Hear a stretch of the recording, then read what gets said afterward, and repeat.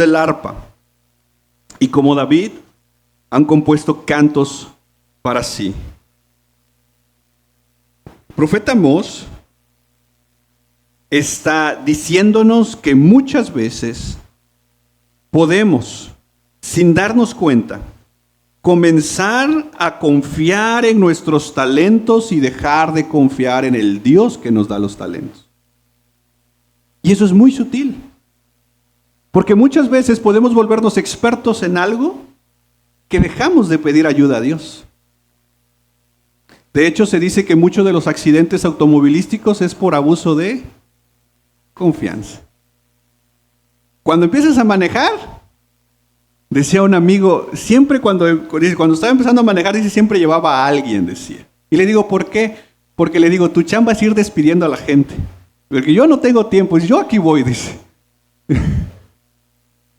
¿No? Cuando estás empezando a manejar, te sientas, tus espejos, todo. Pero ya después, una mano, celular.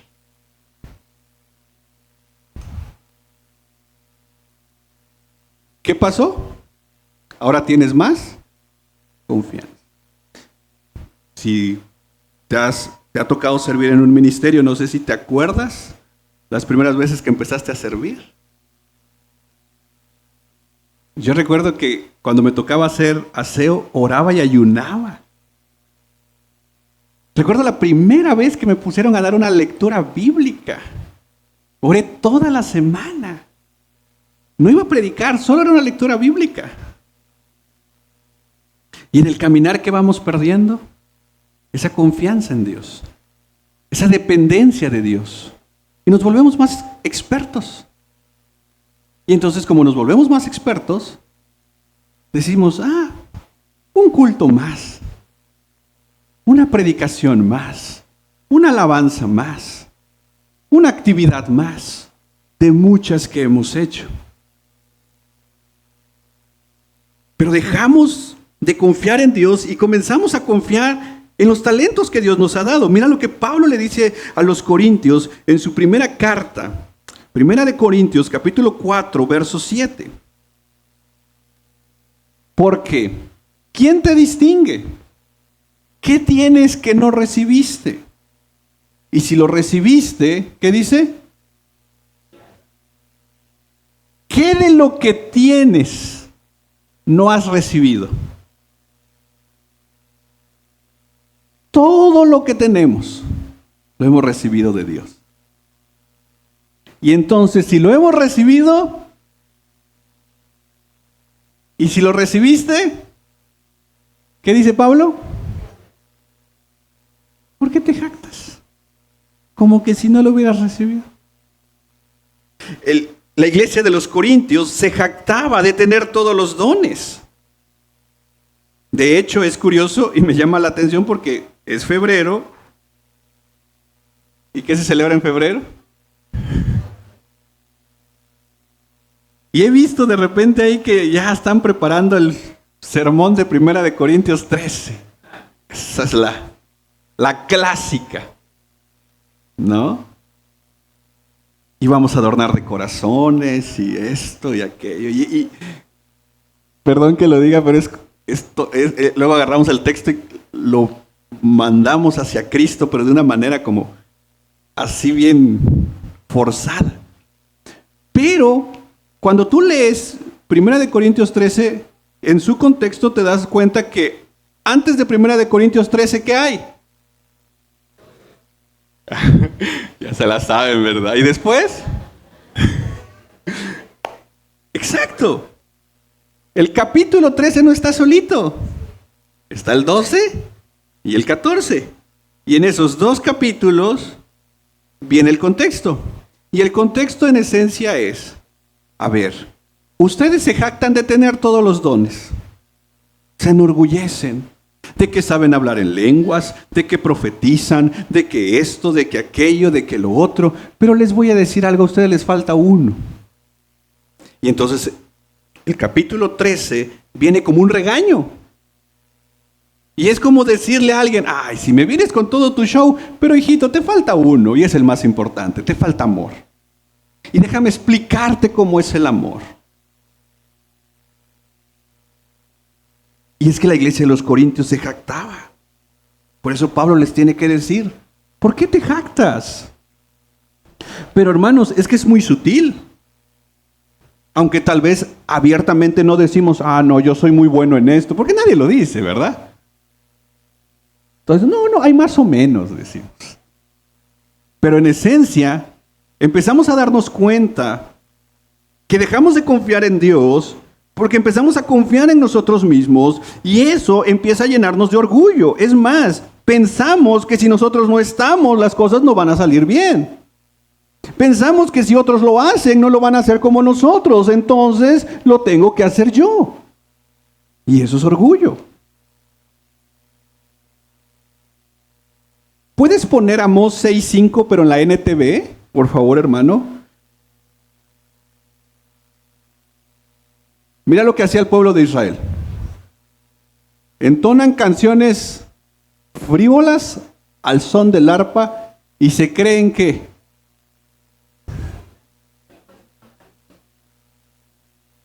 ¿cómo se creían ellos? No.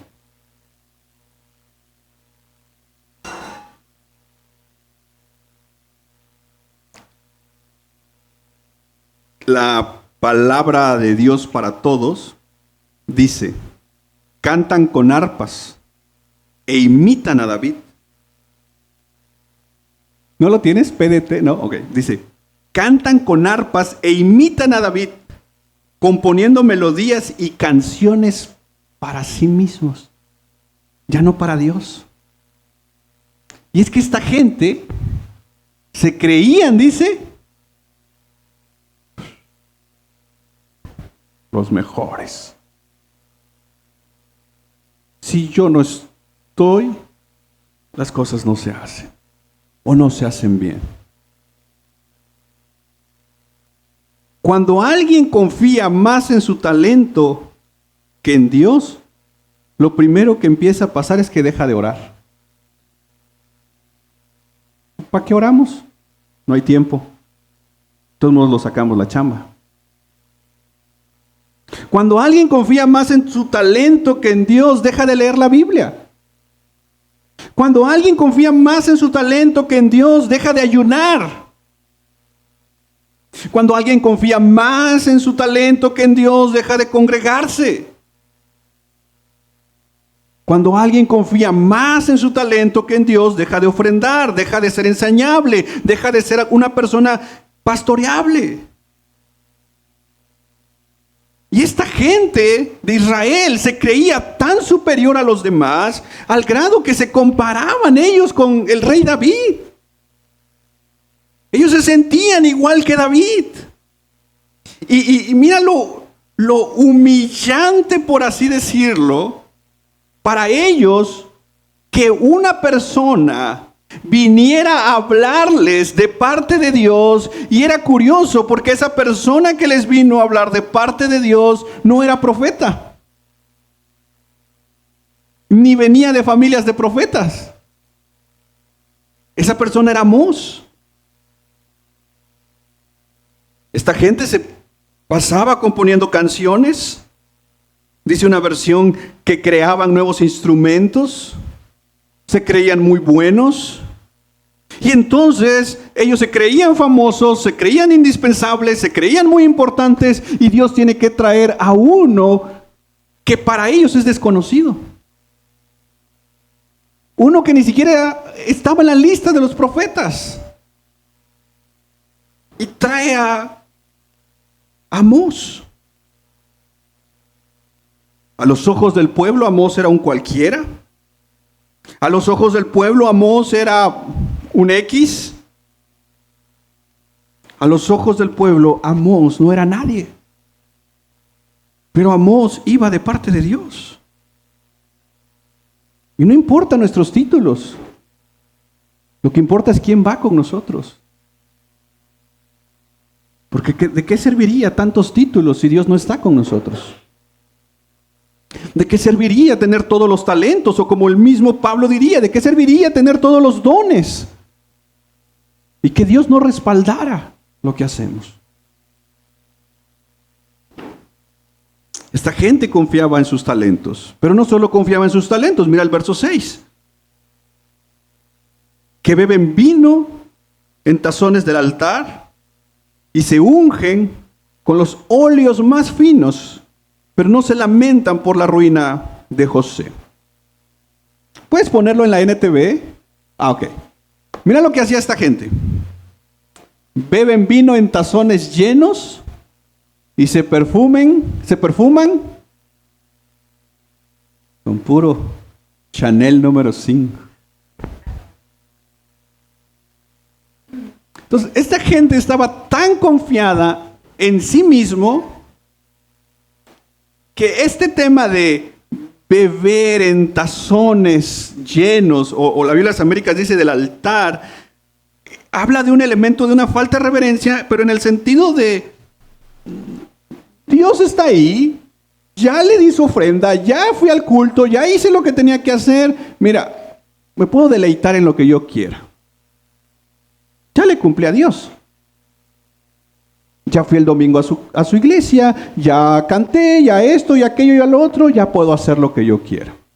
Y no solo el elemento de los tazones llenos, sino que también se perfumaban con lociones fragantes. Ahora, ¿es pecado comprar un perfume caro?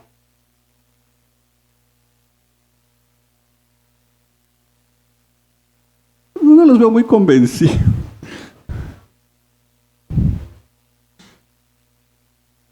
¿Por qué, hermano? Luego lo quitan en el aeropuerto.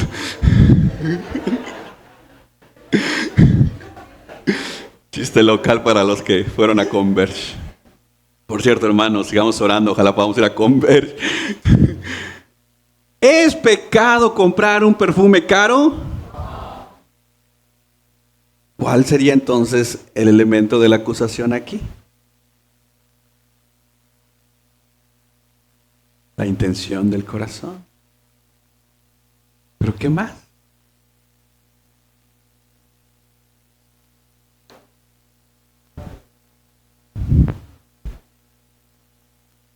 Exacto. ¿Qué dice al final?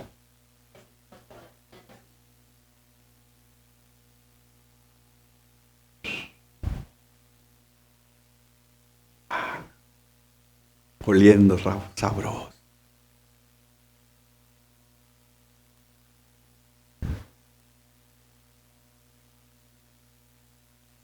Pero un corazón indiferente. Me llama la atención porque la NTV dice no les importa la ruina de su nación. Pero ¿puedes regresar a la Biblia de las Américas? Pero no se lamentan por la ruina. Eso es, me llama mucho la atención, me llamó mucho la atención estudiando este pasaje, el elemento de José. La Reina Valera, ¿qué dice la Reina Valera? El quebrantamiento de José. Y es curioso porque la Reina Valera con la Biblia de las Américas realmente no hay muchos cambios, pero hace la mención de José, y la NTV ya no lo menciona, habla de la nación. Y sí, José es como un elemento que conecta a la nación de Israel, pero no dice Israel, dice José. Porque una podría pensar que dijera, y no se afligen por el quebrantamiento de Israel, sería lo más lógico, pero específicamente es José. Es más, hay otras veces que la referencia a Israel es Jacob. A Jacob lo ponen como una referencia de Israel. Entonces, pero aquí aparece José. Y es curioso porque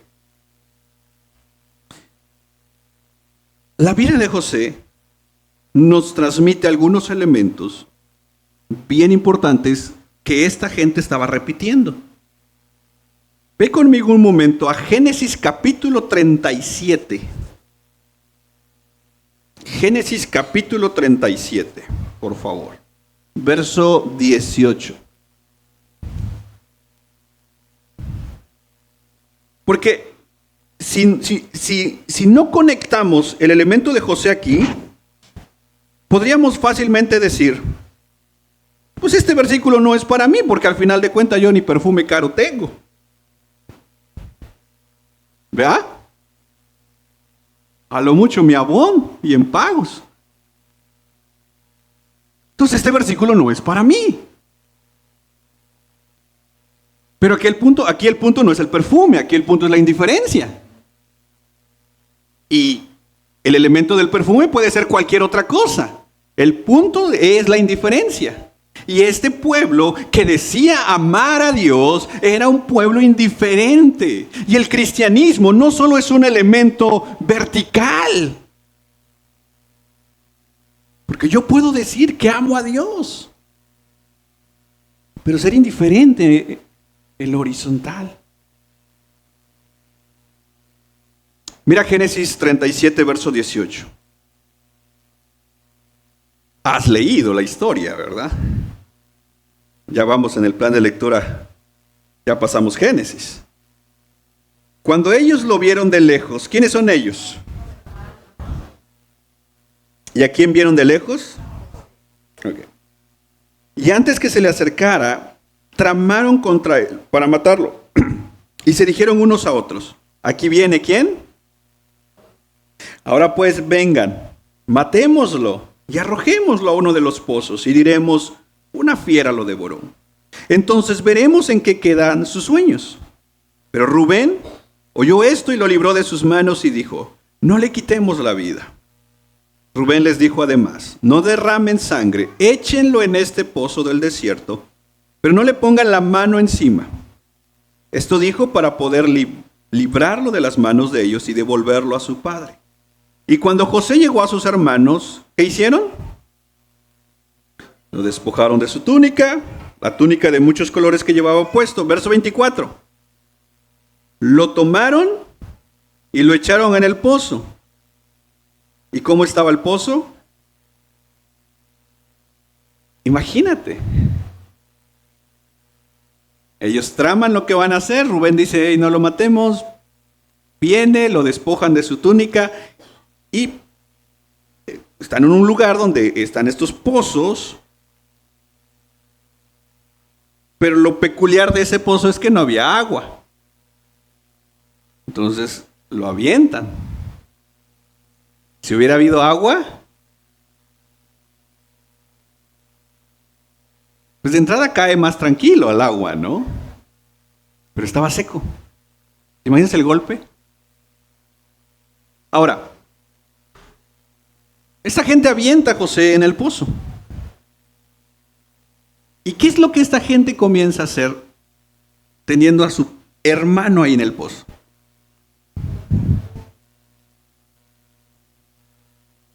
Dice el verso 25.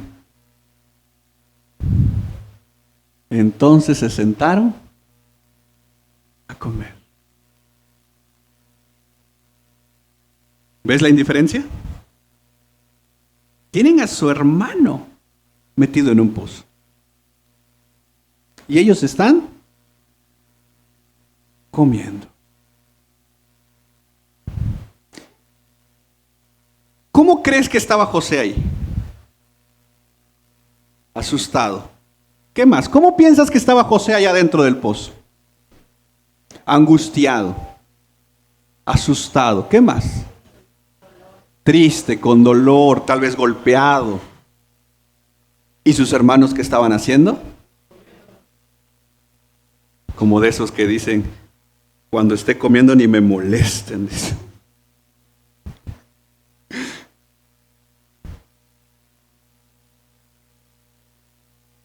¿Ves la indiferencia? Ahora, no tenemos que adivinar mucho en cómo se sentía José. Vamos a Génesis 42, 21.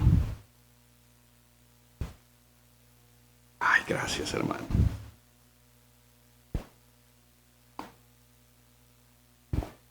Entonces se dijeron uno al otro. ¿Quiénes están hablando aquí? Los hermanos de José. Mira lo que se estaban diciendo. Ahora ya están con José. Ahora José es el segundo del faraón. Verdaderamente somos ¿qué? Culpables en cuanto a nuestro hermano, porque vimos qué cosa. ¿Cuándo qué? Y no lo escuchamos. Wow. José estaba en ese pozo desesperado. José rogaba por ayuda. José tal vez gritaba por ayuda. ¿Y qué hacían sus hermanos? Comían.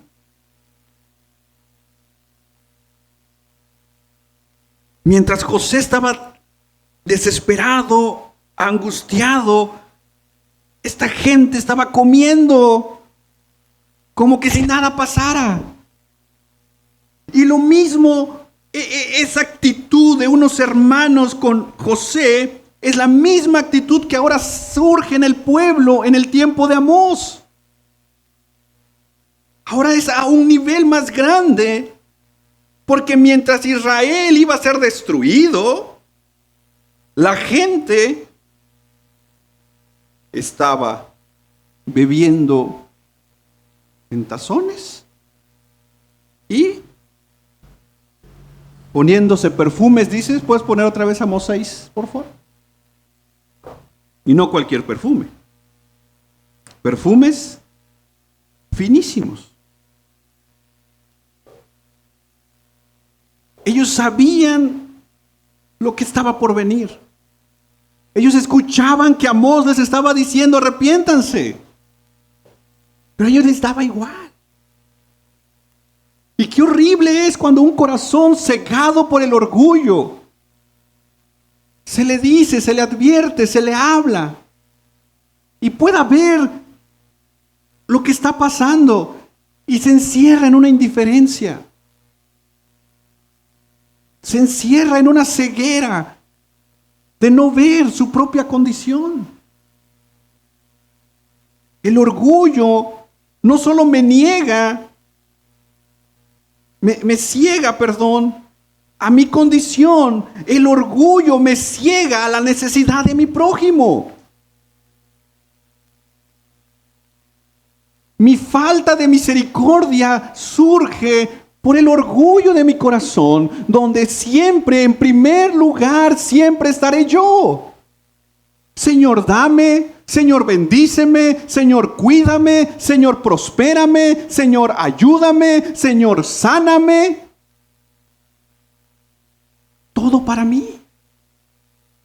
Mientras hoy en día hay Josés desesperados, angustiados. Pero el orgullo me ciega mi corazón, mis ojos, mis oídos a escuchar el lamento de otros. Y muchas veces esos Josés están cerca de nosotros. No tenemos que ir muchas veces tan lejos para encontrar a los Josés que están necesitados. Vuelvo a repetir, no es un tema de que dejes de comprar tus perfumes caros. No, si Dios te da la oportunidad, adelante. Eso no es pecado. El pecado es la indiferencia. El pecado es la falta de misericordia. El pecado es saber que hay gente en necesidad y yo no hacer nada. Hermanos, si tú sabes que alguien está pasando necesidad, es Dios haciéndotelo saber en últimas instancias. Y sí, es para que ores. Pero puedes hacer algo más que orar.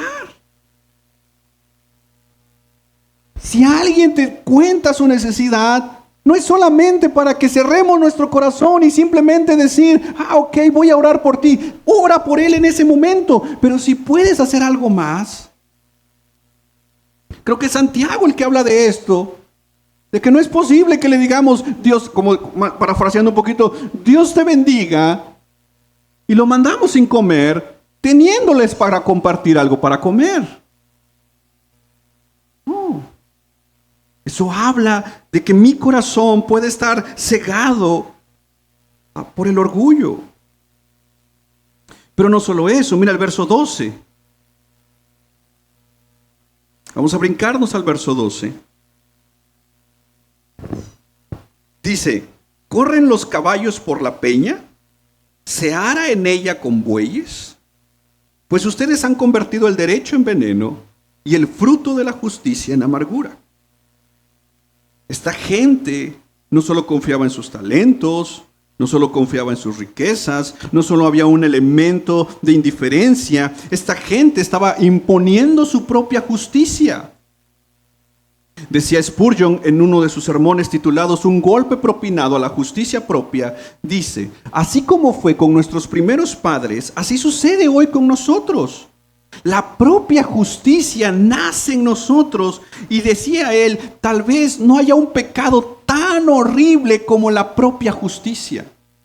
Podemos luchar contra la ira, podemos luchar contra la lujuria, podemos luchar contra las pasiones que golpean nuestra carne, pero hay un pecado que nace de nuestro propio corazón y es el de creernos justos por nuestras propias obras. Decenas de miles de sermones, decía Spurgeon, han sido predicados contra la justicia propia, pero siempre se necesitará recordar que no es por nuestra justicia que somos cristianos, es por la justicia de Cristo. Me doy cuenta, decía Spurgeon, que no logro derribar la justicia propia con mi predicación. Muchos hombres se jactan que pueden hacer sus propios caminos al cielo por sus obras.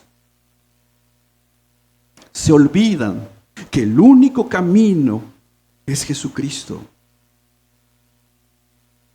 Israel pensaba que cumpliendo ciertas normas, ciertas cosas, podían ya ser considerados en su propia justicia y habían redefinido su propia justicia. Es pensar que yo soy mejor que otros porque yo hago ciertas cosas o no hago ciertas cosas. Es imponer mi propia justicia y pensar que Dios me salvó porque yo soy bueno, porque algo vio en mí. Sentirme superior al que no es cristiano porque Dios me eligió a mí. Porque quizás en mí vio algo diferente a los demás. Y esto era tan erróneo en la mente de Israel que Amós tiene que traer esta forma de hablarles. Nuevamente, mira el verso 12. ¿Lo puedes poner en la NTV? ¿Acaso pueden galopar los caballos sobre rocas grandes? ¿Han visto correr a caballos? En un terreno plano. ¿Puede correr de la misma forma un caballo en medio de las rocas? La respuesta es, ¿se pueden usar bueyes para ararlas, esas rocas grandes? No. La respuesta es, no. Mira lo que dice Amós. Así son ustedes cuando convierten la justicia en veneno y el fruto dulce de la rectitud en amargura. Porque ellos habían redefinido la justicia a su conveniencia. Y era tan necio, lo que dice, que era como pensar que caballos pudieran cabalgar en medio de rocas. Y hermanos, Israel confiaba en su propia justicia.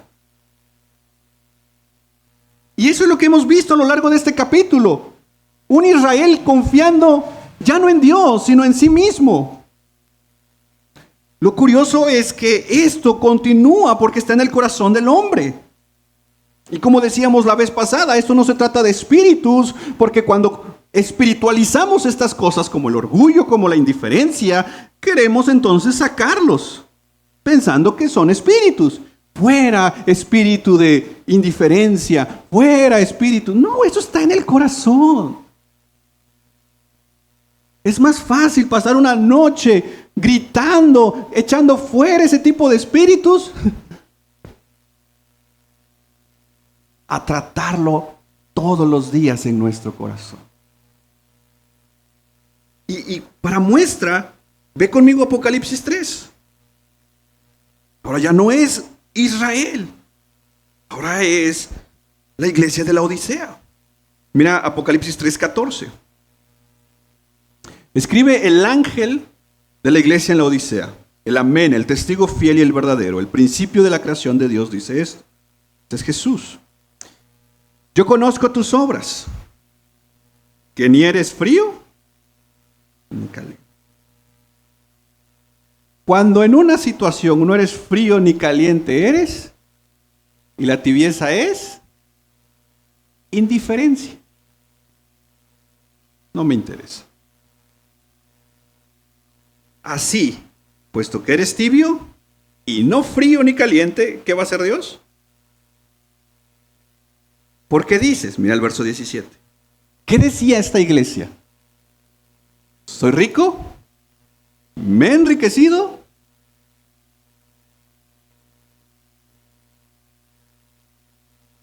Lo mismo que estaba pasando con Israel. Muy bien. Mira el perfume que me acabo de comprar. Mira las canciones que escribo, que canto, que hago. Mira las casas que tengo. Las camas de marfil, ¿te acuerdas? La semana pasada lo veíamos. No tengo necesidad. Y entonces mira lo que le dice Dios. ¿No sabes que eres miserable, digno de lástima, pobre, ciego, desnudo? Ahora, la iglesia de la Odisea decía de sí mismo. Si viéramos su perfil en Facebook de la iglesia de la Odisea, decía una iglesia rica, enriquecida y que no tiene necesidad de nada. Era su perfil. Pero ¿cuál era su realidad?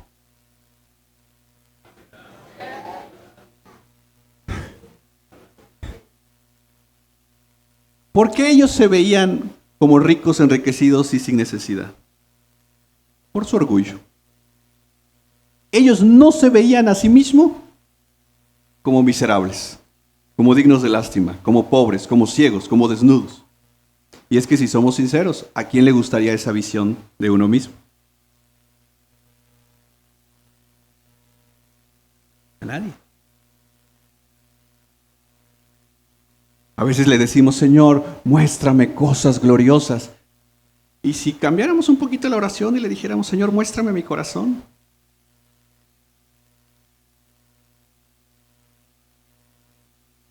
Porque luego yo me paro en el púlpito diciendo, hermanos, anoche el Señor me mostró. Pero ¿quién se para en el púlpito diciendo, hermanos, anoche el Señor me mostró mi corazón? ¡Qué horrible! Es más, a veces somos expertos en suponer que vemos el corazón de los otros. Pero es la ceguera. Verso 18. Y esto me encanta porque Dios no nos deja con el diagnóstico.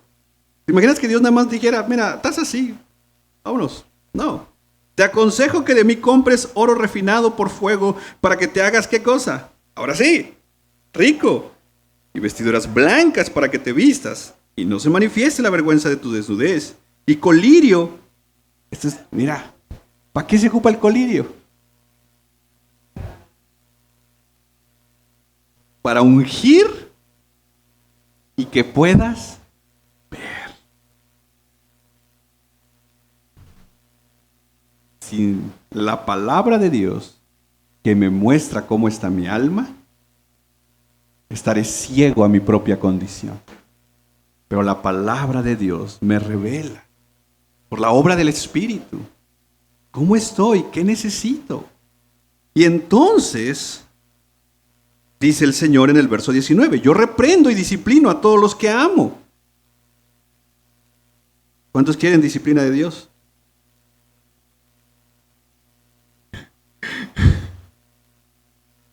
Pero es porque te ama. Sí, pues, sé pues celoso. ¿Y qué? Yo estoy a la puerta. Si alguien oye mi voz y abre la puerta, entraré a él.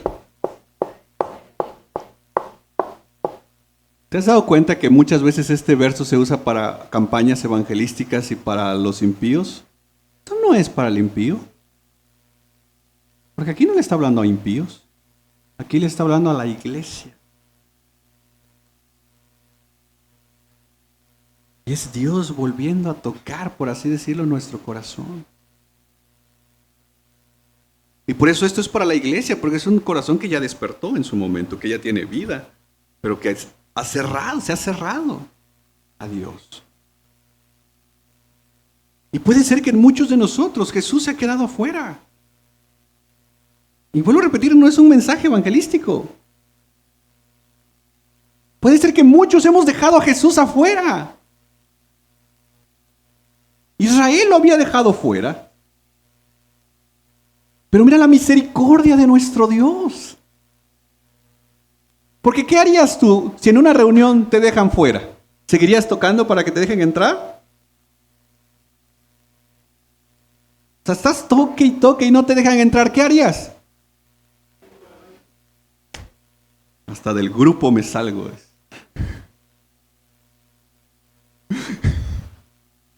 Pero Jesús no es así. Porque cuando lo hemos dejado fuera de nuestras vidas, cuando nos hemos dedicado a tomar nuestras propias decisiones, cuando nos hemos dedicado a confiar en cualquier cosa menos en Dios, Jesús no se va. Jesús vuelve a tocar nuestros corazones.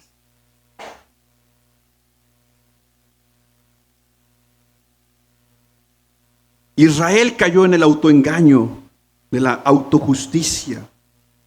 La iglesia de la Odisea estaba también en eso.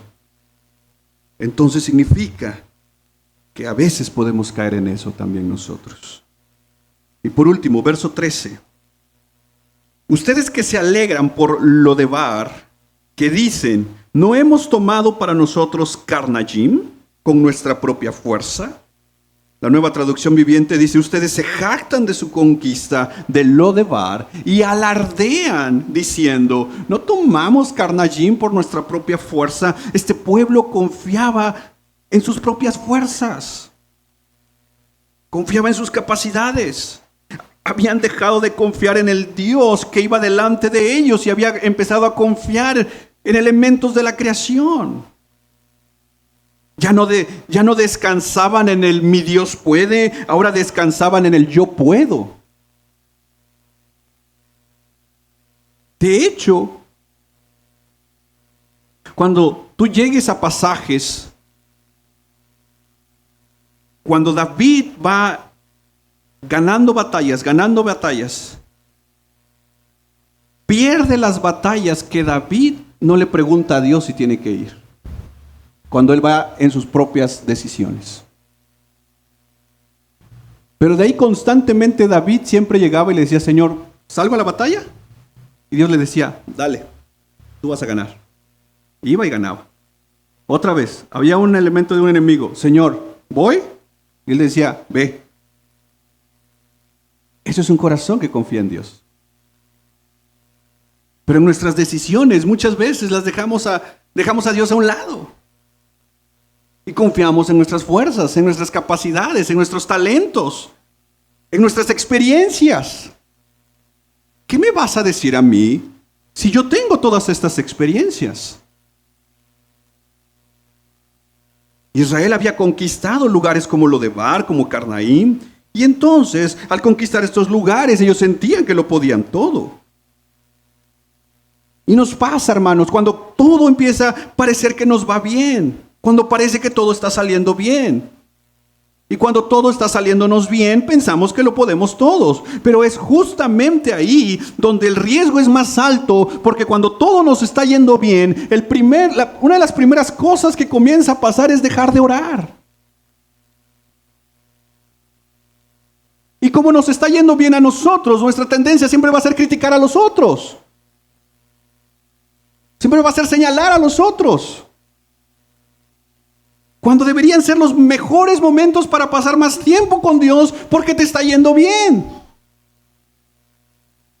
Pero muchas veces precisamente son en los pastos verdes que el Señor en su misericordia nos permite, que nos olvidamos que a esos pastos verdes llegamos por la dirección de nuestro pastor, que Él es nuestro pastor. Que los pastos verdes no nos hagan olvidar nuestra necesidad de Dios.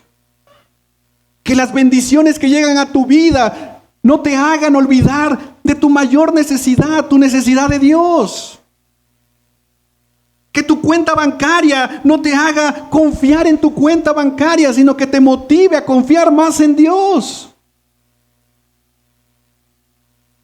Que los dones y talentos que Dios te ha dado no te lleven a confiar en los dones y talentos, sino que te lleven a confiar en el Dios que te dio esos talentos. Porque ¿qué crees? Si Él quisiera nos lo quita en un segundo.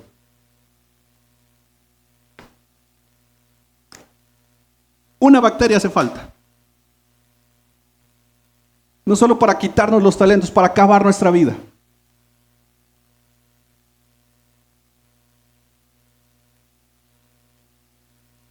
Y por ejemplo, podemos tener a Nabucodonosor.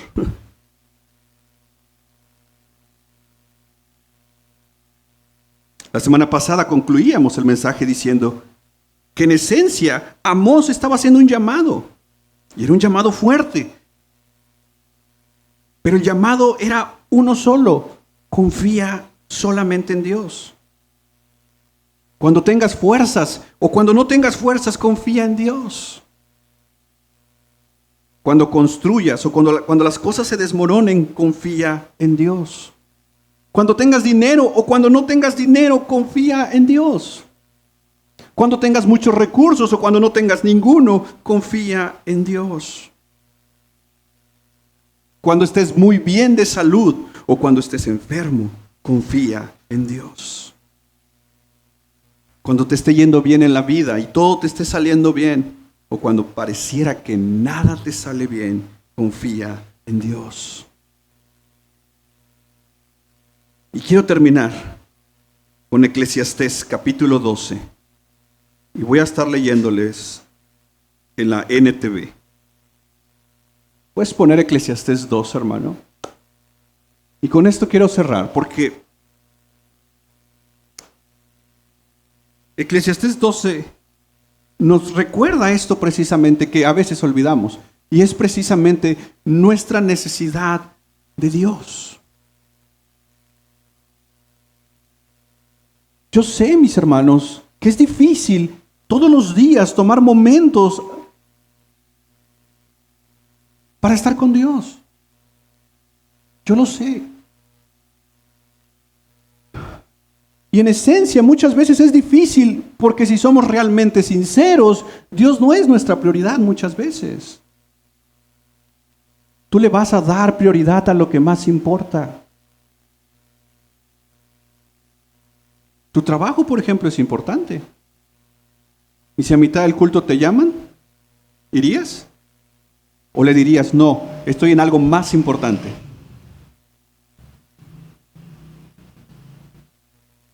Si mañana tu jefe te dice te tienes que presentar a las 5 de la mañana,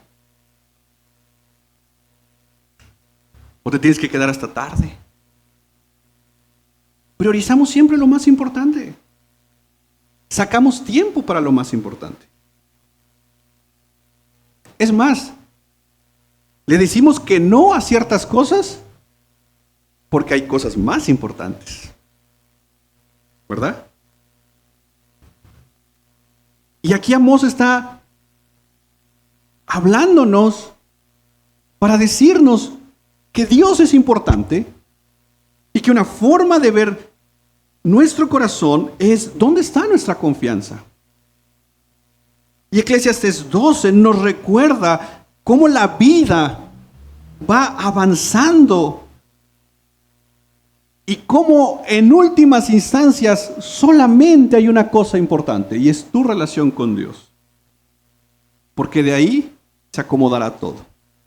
Busquen el reino de Dios y su justicia. La justicia de Dios, ¿quién es? Cristo.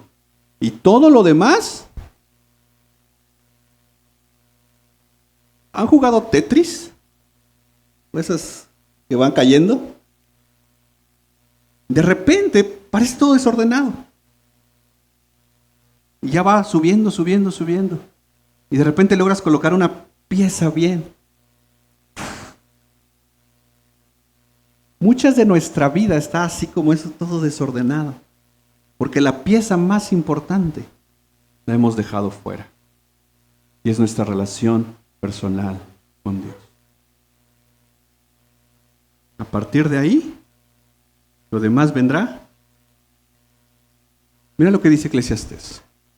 No dejes que la emoción de la juventud te lleve a olvidarte de tu Creador. Hónralo mientras seas joven, antes de que te pongas viejo y digas, la vida ya no es agradable. Acuérdate de Él antes de que la luz del sol, de la luna y de las estrellas se vuelvan tenue a tus ojos viejos y las nubes negras oscurezcan para siempre tu cielo. Acuérdate de Él antes de que tus piernas de tu casa empiecen a temblar y tus hombros, guerreros fuertes cuando antes podías todo, se encorven. Acuérdate de Él antes de que tus dientes dejen de moler y tus pupilas ya no vean con claridad. Acuérdate de Él antes de que la puerta de las oportunidades de la vida se cierre y disminuya el sonido de la actividad diaria. Ahora te levantas con el primer canto de los pájaros, pero un día todos esos trinos apenas serán perceptibles. Acuérdate de Él antes de que tengas miedo de caerte y te preocupes de los peligros de la calle, antes de que el cabello se te ponga blanco como un almendro en flor y arrastre los pies sin energía como un saltamontes moribundo y la alcaparra ya no estimule el deseo sexual. Acuérdate de Él antes de que te falte poco para llegar a la tumba, hogar eterno, donde los que lamentan tu muerte llorarán en tu entierro. Sí, acuérdate de tu Creador ahora que eres joven, antes de que se rompa el cordón de plata de la vida y se quiebre la vasija de oro. No esperes hasta que la jarra de agua se haga pedazos contra la fuente y la polea se rompa en el pozo. Pues ese día el polvo volverá a la tierra y el espíritu regresará a Dios, que fue quien lo dio. Sé que es el texto muchas veces que se usa para los eventos de jóvenes, pero este es un texto para todos nosotros. Acordémonos de Dios. Volvámonos a Él. Y que nuestra confianza se fortalezca. ¿Te parece si oramos? Padre, en el nombre de Jesús, si te somos sinceros, muchas veces no nos acordamos de ti.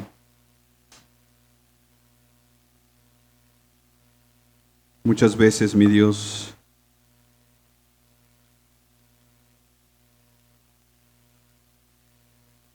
decimos que confiamos en ti,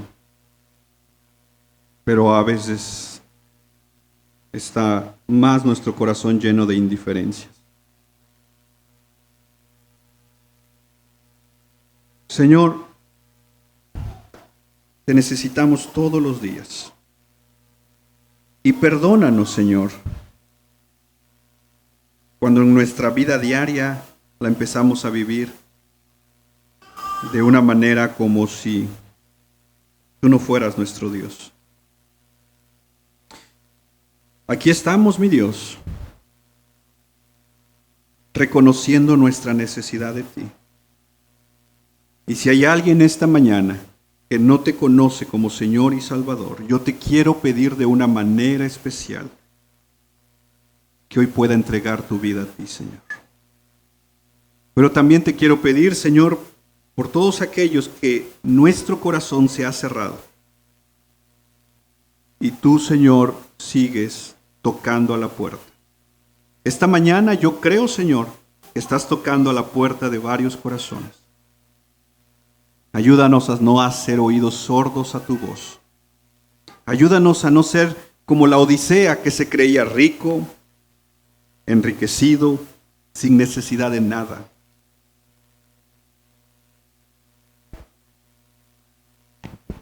Ayúdanos, Señor, por favor. Iglesia, sigue orando y toma por favor un tiempo para hablar con Dios. Hoy tenemos Santa Cena. Hoy es un buen día para ponernos a cuentas con Dios. Hoy es un buen momento, iglesia, para que tomes un tiempo para hablar con Él. No sé cómo ha sido tu semana, pero tú sí la sabes y Dios sí la sabe. Hoy es un buen momento para venir a Él, para hablar con Él. Padre, aquí estamos, Señor.